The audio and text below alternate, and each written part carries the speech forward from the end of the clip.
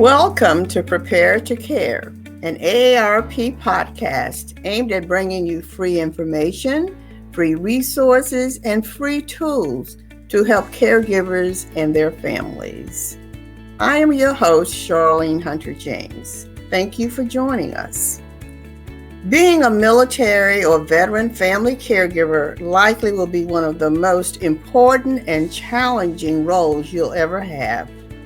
Your caregiver journey may vary depending on if your loved one is on active duty or a veteran caregiver or a veteran. Those who are caring for an active duty service member are considered military caregivers. Those who care for veterans are veteran caregivers. Here to talk to us and to offer some tips for military or veteran family caregivers is Amy Goyer. She's AARP's National Family and Caregiving Expert. Welcome, Amy. Thank you for joining us. Thank you so much for having me. It's so great to be here, Charlene, and be able to chat with you again. Well, let's start off with the withdrawal of troops from Afghanistan. Are you seeing a greater number of caregivers seeking help?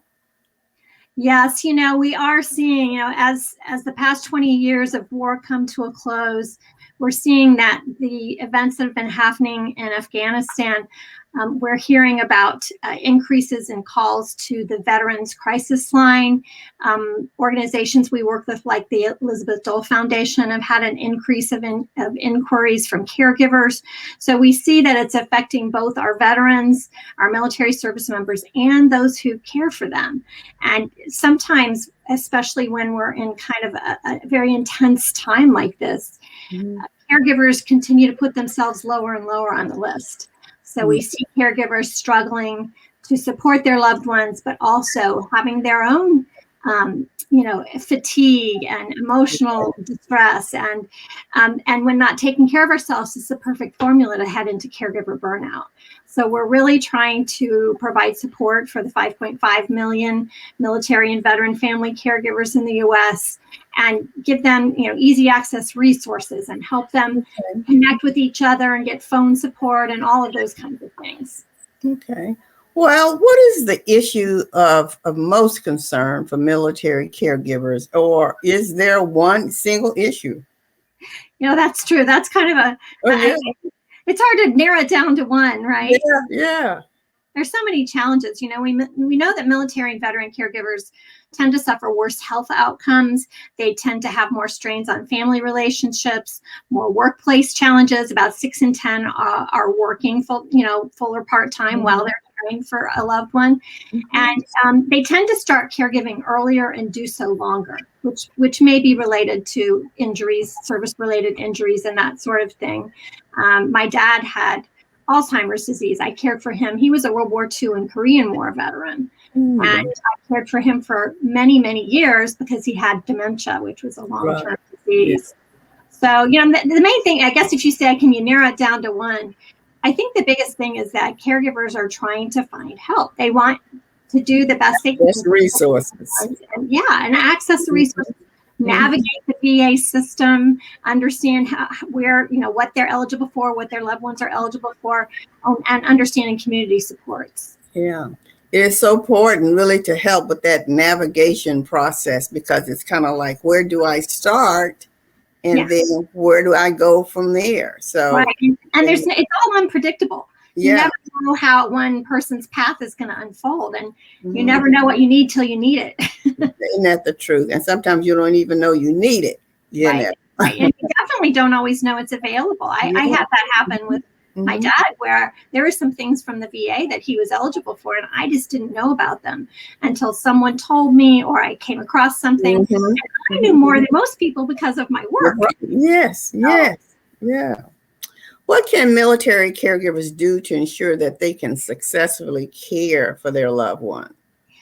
The first step is planning. And, if planning for the future. I know when we have military service members who are deployed, the families do certain plans before they go. But that planning needs to be kind of more a long-term process in terms of thinking about the finances, the healthcare situation, the living situation, who can be on the caregiving team, who's here to support the caregiver as well as our military service member or our veteran. So planning is a big piece of it. I think the other thing is just being willing to seek and accept help. A lot of people are very self-sufficient. They're used to kind of needing to step in and take charge, especially if your loved one's been career military. They get deployed and you carry on while they're away and then they come back. So I think being open and being okay. I always say, it's just like in the military, everything is a team. Every goal is accomplished because of a team that's formed and an approach and has a strategy. So approach it the same way when you're caring for a loved one. That is so important. That's an important point, and that's planning, because so often, caregivers begin their journey when it's a point of crisis. Yes. And so I think, your emphasis on planning and really pulling together people who could potentially support you in that role is so important. Well, you make a good point. I was just going to say that, when it is a crisis, mm-hmm. the good thing is your plan may have to change depending on what happens, but you always have that framework to go back to. And that's why I still think it's important to put plans in place. Well, now, Amy, you come from a military family. So what did you see at the time was a main concern for family caregivers as opposed to what is happening now? Yeah, I actually cared first for my grandfather, who was a World War I and World War II and Korean War veteran. Mm-hmm. And he was career in the end Air Force. He started out in the Army and then the Army Air Corps and then the Air Force. Mm-hmm. And that was back in, I guess, the 1980s, during the 1980s. And there was virtually no supports from the VA for taking care of him and my grandmother. And then fast forward, mm-hmm. I cared for my dad from very intensively from about 2009 until 2018 mm-hmm. when he passed away. And it was a whole different ballgame. We had home-based primary care from the VA. The team came to the house, a social worker and a nurse practitioner, all the therapies. And we had medical equipment that they provided and incontinence supplies and medications. Mm-hmm. And, there was ramps, we had some money to help renovate. So there was a lot more support. And now my dad just passed away 3 years ago. And even in the past few years, there have been some increasing supports for military and veteran caregivers. So I think that's the biggest change, is that there's more support available. They're really trying to get these supports for the veterans and for their loved ones who are caring for them. And it's a matter of understanding that those supports are out there and accessing them. That's so important. And how can we do kind of a better job just in general to talk about that and let people know? Because you've said it before, it's accessing resources that people really don't know. I mean, they all are probably familiar with the VA, but again, they may not know all of the resources that you just mentioned that are now available. For example, my dad was not career military. He got out of the military after the Korean War and never accessed any of his veterans benefits his whole life until he was older. And I got him enrolled in VA healthcare and started getting all these things that he was fully entitled to. And I think because he wasn't career military, it wasn't top of mind. And he hadn't really thought about it. So I think that's one thing. If you've got an older veteran who hasn't been involved, look into it. There may be financial support. My dad had Veterans Aid and Attendance benefits, which was a cash payment every month to help pay for his care, in addition to all those other things. If you are a post 9/11 caregiver, there are different supports available for you. You might even be able to get to be paid to take care of your loved ones. So look into them. And a great place to go for that is AARP.org/veterans, where we have all kinds of supports for veteran caregivers, and also the VA caregiver support line. And that's a support program that the VA has specifically for veteran caregivers. And you can go to caregiver.va.gov, or you can call 1-855-260-3274. And that's what I did. I called them. I said, here's my dad's situation. What's he eligible for? Get me hooked up, get me connected. And they helped me to navigate this. Great. That's wonderful. So, Amy, what 3 tips, and I know you have so many more, but I'll say, what 3 tips would you give military caregivers? Well, I think the first thing is kind of what I mentioned before, is that you need to look at yourself as being part of a team. Mm-hmm. And you are a team that's caring for your loved one. And just like the military, you have to have a strategy, you have a goal, you work together to accomplish that. So building that team means reaching out. It means going to AARP.org/veterans and taking care of our resources. For example, we have an AARP military and veteran caregiving guide. And that guide walks you through how to make the plans. So take that. It also has a whole section on building your team. I have a section on taking care of yourself and managing, all of the aspects of it. So that military caregiving guide, it's completely free. You can download it or order a copy. And then we also have a financial workbook from the military and veteran caregivers. Because, Charlene, the finances. Oh, really overwhelming. And for me, I actually ended up in bankruptcy because of caring for both my parents and my sister over more than a decade. And it can be really stressful. Yeah. So we have this free financial workbook to help you figure all of that out and get your planning in place. We also have COVID specific fact sheets and some other kinds of resources at AARP.org/veterans. And then we have a whole section of our website on caregiving, and that's at AARP.org/caregiving. You can access that. Absolutely every aspect of caregiving you can think of. You said 3 things. So the second thing I would talk about is care for ourselves. I always say, you have to fill your tank, because I really had this happen to me one time. I went to the gas station and the car was almost out of gas. And I was like, am I going to make it? Am I going to make it? Am I going to break down? I made it. I filled the car up with gas. And as I pulled out, I thought, it really runs better on a full tank of gas. Right? Yeah, right. We don't expect our cars to run on empty, but somehow we expect ourselves to. So we have to find ways to fill our tanks. And that might be little things like getting a good cup of coffee or calling a friend, exercising. It might be going to a support group meeting, watching a webinar, watching something like this. It might be doing something that has nothing to do with caregiving, but that nurtures your soul and fills you up. And it also means respite. It means time away from caregiving. And there are more resources out there now. You can call your area agency on aging and ask if they have any respite programs you might be able to get involved in. There's adult day centers that you can go to. And if your loved one's involved in the VA healthcare system, you get a discount on adult daycare. And then the Elizabeth Dole Foundation has a program working with the VA and AARP's helping to get the word out. It's called the Respite Relief Program. And it is free respite care. Okay. So it's the Respite Relief Program. You get up to 24 hours of free respite care.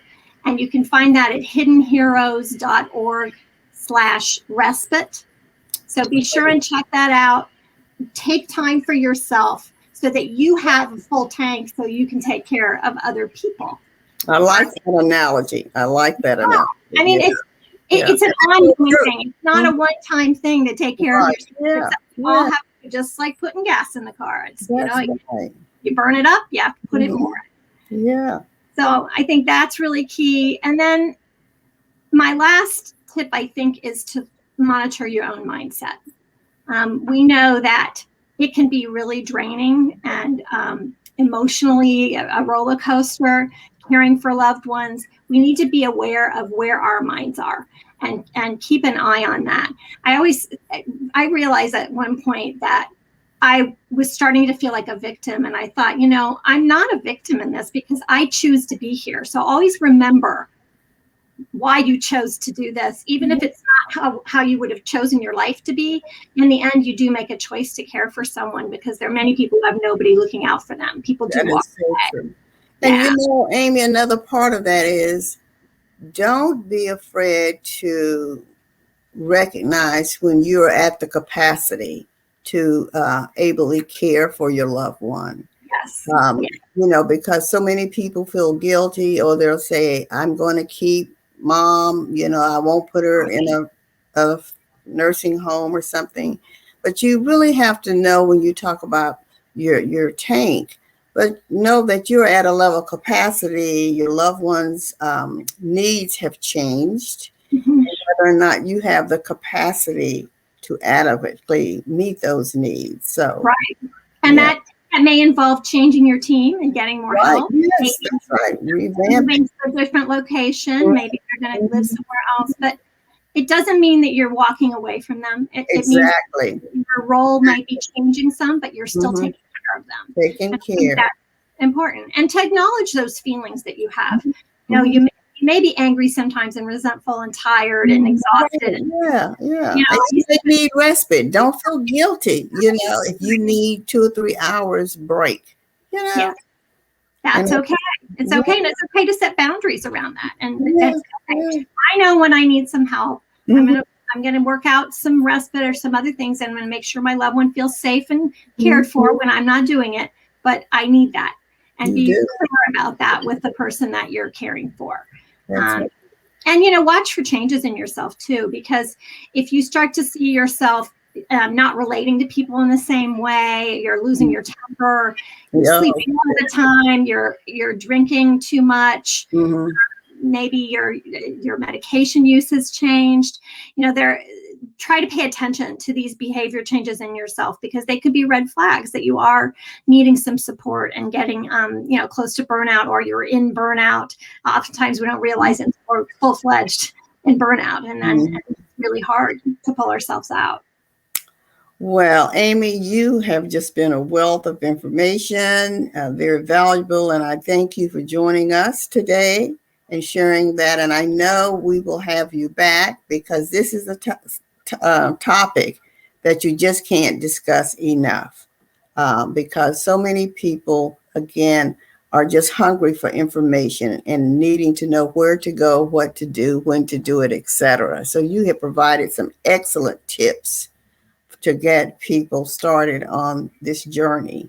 And even before you start the journey, start planning. That's very important. So thank you for joining us. Absolutely. Absolutely. Thank you. And thanks to all you out there who are caring for your loved ones. Yeah. We really appreciate what you're doing, and we are here to support you. You don't have to go through this alone. Truly. Well, thank you for joining us, and be well. Follow Prepare to Care podcast on iTunes, SoundCloud, or at www.aarp.org/HoustonPTC. You can also catch past episodes of our AARP Texas YouTube channel. Thanks for listening, and as always, thanks for caring.